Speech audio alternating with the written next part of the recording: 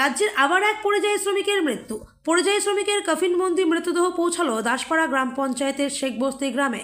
পরিবার সূত্রে জানা যায়, মৃত ওই যুবকের নাম রাকেশ আলম, বয়স আনুমানিক 22 বছর। মাত্র 11 মাস আগে হায়দ্রাবাদে কাজ করতে গিয়েছিল ওই যুবক। সেখানে রাজমিস্ত্রির কাজ করত। 17 তলা থেকে পড়ে মৃত্যু হয়েছে বলে জানান। এই ঘটনায় এলাকায় শোকের ছায়া নেমে আসে দাসপাড়ার শেখবস্তি গ্রামে। পরিবারের একমাত্র আয়ের উপার্জনের পথ বন্ধ হয়ে গেল। পরিবারের আয় উপার্জনের মানুষটা আজকে আর নেই। এইভাবে যে বাড়ি ফিরবেন ভাবতে পারেননি পরিবারের লোকেরা।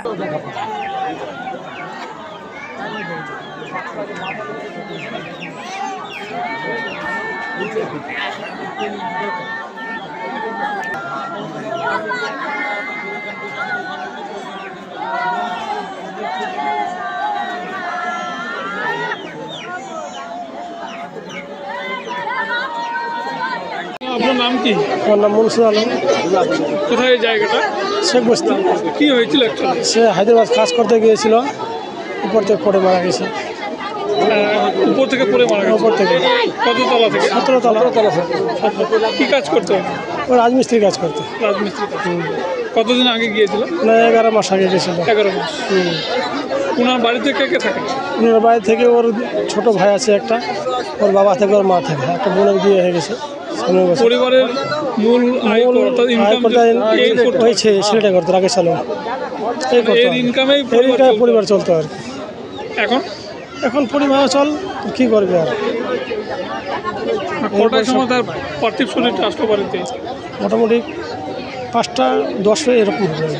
আপনি ওনার কি হবেন? আমি আমার দাদা, চাচা ভাই হবেন। আপনার নাম কি? মনসুর আলম। কালকে এসেছিলাম শোনার পরে যে ফ্যামিলির হেডকোয়ার্টার তার ছেলে এবং তার রায় ইনকামের উপর ভিত্তি করে এই সংসার চলে, এবং পরিযায়ী শ্রমিক হিসাবে হায়দ্রাবাদে এনে কাজ করতে গিয়েছিল। যে ঘটনা ঘটেছে খুব দুঃখজনক এবং মর্মান্তিক ঘটনা, এবং আমাদের এলাকার অনেক পরিযায়ী শ্রমিক, অনেক ছেলেই পরিযায়ী শ্রমিক হিসাবে বাইরে কাজ করতেছে। তারা যেন অদূর ভবিষ্যতে এখানে ভালোভাবেই সেফটির মতো কাজ করতে পারে, তার জন্যই আমরা করব। এবং যেই ফ্যামিলির ঘটনাটা ঘটেছে আমরা তাদের পাশে আছি আত্মীয় হিসাবে, এবং তাকে যেভাবে সহানুভূতি দেওয়ার মানবিকতা সেটুকুই আমরা করব। বুঝলাম। এই যে রাকেশ আলম যিনি হায়দ্রাবাদে কাজ করতে গিয়েছিলেন, আজকে গিয়ে তার পার্থিব শরীর আসলো বাড়িতে? হ্যাঁ, আসছে। হ্যাঁ, এই কেবল 10 মিনিট আগেই আসে হলো, উপস্থিত হয়েছে।